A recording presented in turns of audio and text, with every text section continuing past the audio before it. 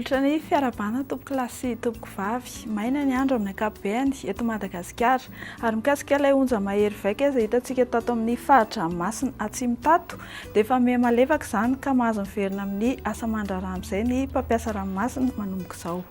Araka izany ary dia toy manaraka izao ny andro no vinavinaina ho amin'ny rapitso faha-enina amby roapolo ny volana Novambra 2022.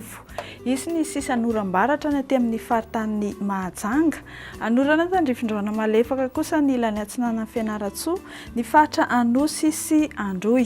Holalovandrahona ny ilany Andrefanosy iny ary balika be ny masoandro ny amin'ny faritra sisa. Ho amin'ny rapitso tolakandro indray dia isy ny orana araha-kotroka sy araha-tafiotra amin'ny faritra maro eto Madagasikara fa iseo izany amin'ny alina eto Analamanga sy Boeny.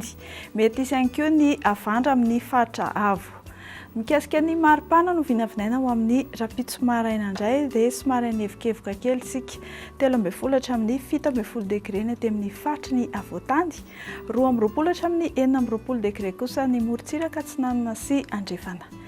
Isy fiakarany hatrany ny maripana no vinavinaina ho amin'ny rapitso tolakandro 4-30 degré ny ambony-drindra any avaratra andrefan'ny Madagasikara. Ny aty amin'ny Avoatany indray dia 20 na 17 na 20 degré Celsius. Raha evoaka ivelan'ny nosy indray ianao dia anorana malefaka ho amin'ny rapitso any Paris, Milan sy Johannesburg, anorana tandrifin-drahona ny Nairobi ary tsara ny andro any Bangkok. Ho an'ireo nosy raha vavy manodidina antsika indray dia balika be masoandro any La Réunion, ifandimby-ndrahona sy masoandro ny Seychelles, holalovandrahona ny Comores ary ny faritry Maurice no ahitana orana malefaka.